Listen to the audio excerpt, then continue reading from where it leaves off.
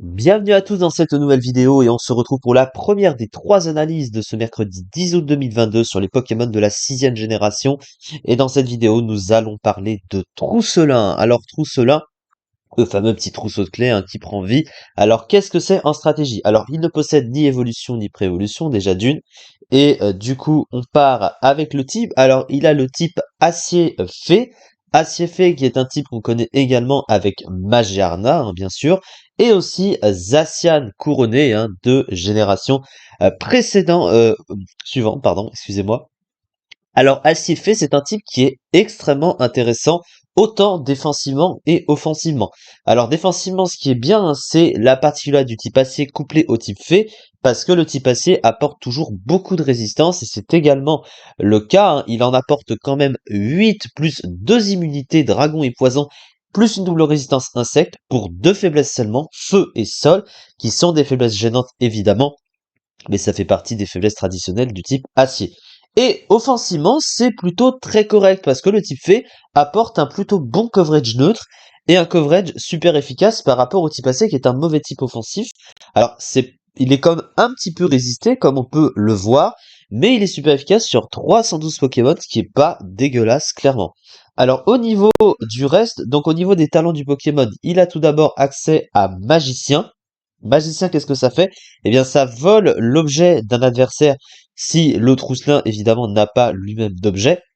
C'est pas forcément très utile pour ce genre de Pokémon, parce qu'il possède un autre talent qui est beaucoup plus utile, à savoir Farceur. Alors, Farceur, ça priorise les moves de statut d'un cran, ce qui fait que ces moves de statut vont être utilisés avant que l'adversaire n'agisse, ce qui est assez pratique parce qu'il a un petit move pool de soutien derrière dont il se sert pour aller avec le talent. Alors, côté statistique, malheureusement, les stats dans l'ensemble, elles sont assez mauvaises. C'est un peu le problème du Pokémon, bien sûr. Alors, il a des stats offensives médiocres, seulement 80 dans les offenses, un bol qui est passable, parce que il a 80 dans les défenses, 87 en SPDF, mais une faible base PV de 57, et une vitesse qui est pas ouf, seulement 75, mais il a farceur au moins, qui permet de pallier à ça, puisque du coup, ça priorise certaines de ses attaques.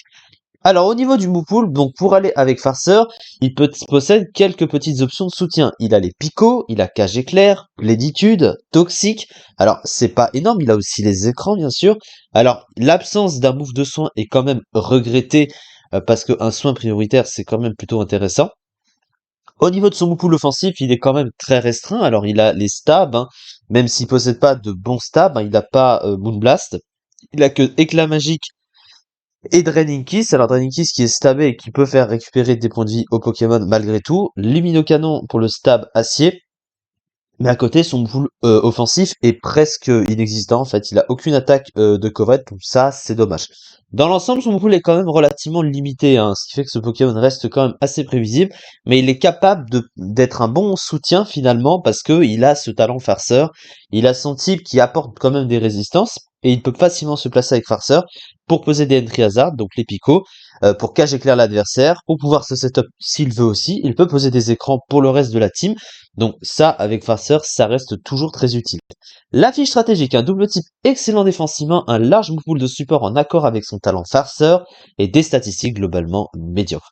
Le Pokémon se classe Radius, donc qui est plutôt correct comme tiers, alors c'est pas le plus haut évidemment, et il est à la 24e place du Rarlios avec 7,9%.